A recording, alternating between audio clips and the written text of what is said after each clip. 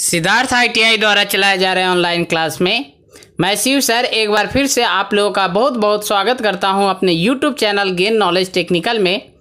मैं आज आप लोगों के लिए ऑक्सी एसिटिलीन गैस वेल्डिंग में कुछ शॉर्ट क्वेश्चन लेकर के आया हूं। ये क्वेश्चन बहुत ही इम्पोर्टेंट क्वेश्चन है जो आगामी होने वाली परीक्षा में पूछे जा सकते हैं।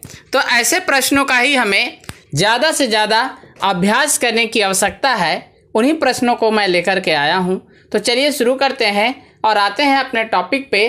देखते हैं हमारा पहला प्रश्न क्या कहता है। पहला प्रश्न है, अधिक उत्पादन वेल्डिंग की अपेक्षा छोटे शॉप जॉबों के लिए ऑक्सी एसिटिलीन वेल्डिंग अधिक प्रयोग क्यों की जाती है? इसका क्या कारण है कि स्मॉल शॉप में जो है ऑक्सी एसिटिलीन वेल्डिंग अधिक प्रयोग की जाती है? तो इसका आसान सा आंसर है क्योंकि यह इलेक्ट्रिक विधि की अपेक्षा स्लो विधि है, सबसे धीमी विधि है।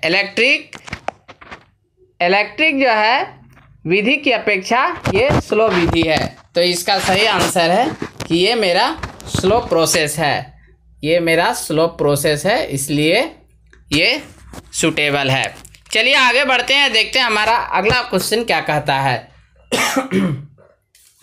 अगला प्रश्न है आपके स्क्रीन पर इस प्रकार से दिखाई दे रहा है। अगला प्रश्न है कि एक वेल्डिंग फ्लेम में जलने के अंदरूनी और बाहरी चरणों के क्या कार्य हैं? अर्थात प्रश्न हमारा कहता है कि जो फ्लेम हमारा जलता है तो उसमें दो ठो कोन बनते हैं।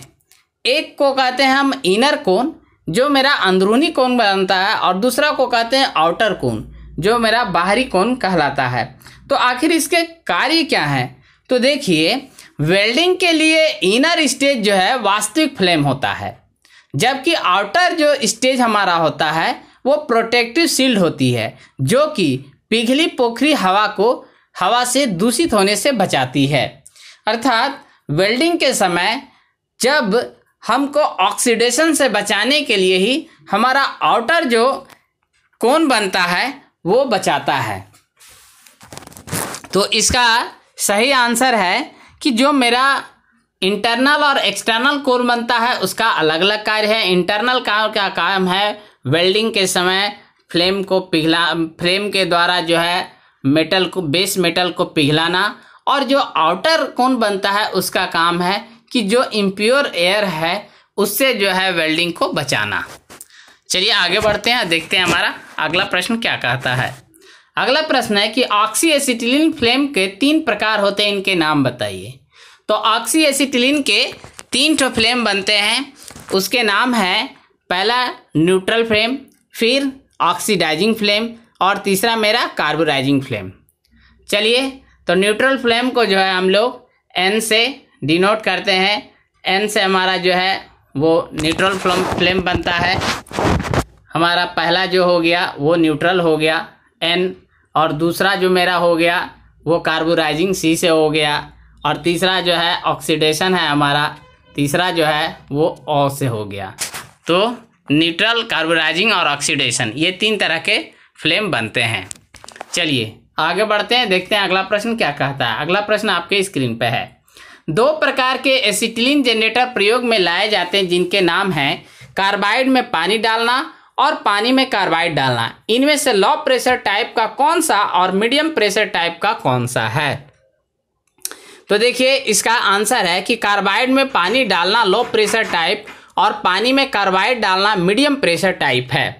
तो इसका सही आंसर ये है। अब बढ़ते हैं हम नेक्स्ट अगला क्वेश्चन देखते हैं। अगला प्रश्न क्या कहता है। प्रश्न है कि उत्पन्न की हुई एसिटिलीन गैस में अशुद्धियाँ होती है, विभिन्न प्रकार की अशुद्धियों की सूची बनाएं। मतलब कौन कौन सी जो है अशुद्धियाँ होती है उनका लिस्ट बनाना है। तो देखिए, इसका सही आंसर है पहला पानी की भाप, दूसरा हमारा चूना, तीसरा हाइड्रोजन सल्फाइड, चौथा अमोनिया, पांचवा सल्फर, छठा हमारा नाइट्रोजन।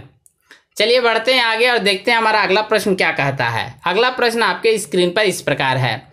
यदि अशुद्ध एसिटिलीन को वेल्डिंग के लिए प्रयोग किया जाता है तो इसके नुकसानदायक प्रभाव होते हैं। ऐसे 2 प्रभावों की नाम बताएं।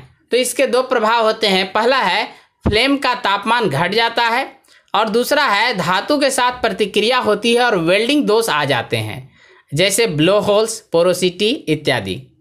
अगला प्रश्न देखते हैं क्या कहता है और उसके क्या आंसर होंगे। अगला प्रश्न है कि एक एसिटिलीन सिलेंडर में फ्यूज लगा होता है, इसका क्या कार्य है, यह किस तापमान पर पिघलता है। तो देखिए, यदि सिलेंडर का तापमान बढ़ जाता है तो फ्यूज प्लग पिघल जाएगा और गैस बाहर निकल जाएगी। यह लगभग 100 डिग्री सेल्सियस पर पिघलता है। चलिए अब आगे बढ़ते हैं, देखते हैं हमारा अगला प्रश्न क्या कहता है। अगला प्रश्न है कि तापमान में वृद्धि के साथ क्या गैस सिलेंडर में प्रेशर बढ़ता है या घटता है। तो इसका आंसर होगा कि प्रेशर बढ़ता है। चलिए अगला प्रश्न देखते हैं क्या कहता है। अगला प्रश्न आपके स्क्रीन पर है, ऑक्सीजन उत्पन्न करने के लिए 2 बेसिक विधियां प्रयोग में लाई जाती है, कौन सी हैं। प्रश्न हमारा फिर से दोहरा लेते हैं, बहुत ही इंपॉर्टेंट प्रश्न है कि ऑक्सीजन उत्पन्न करने के लिए 2 बेसिक विधियां प्रयोग में लाई जाती है, कौन सी हैं। तो देखिए, ये है आपका, पहला है लिक्विफिकेशन ऑफ एयर और दूसरा है पानी की इलेक्ट्रोलाइसिस।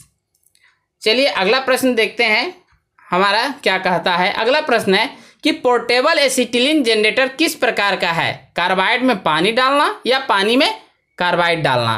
तो इसके क्या आंसर होंगे। इसके सही आंसर है कार्बाइड में पानी डालना। तो ये थे कुछ शॉर्ट क्वेश्चंस जिसको मैंने बताया। बाकी बचे शॉर्ट क्वेश्चन को मैं कल लेकर के आऊँगा। आज के लिए इतना ही, बहुत बहुत धन्यवाद। Thanks for watching. आप लोगों से आग्रह है कि ज़्यादा से ज़्यादा हमारे चैनल को सब्सक्राइब करें और शेयर करने की कोशिश करें।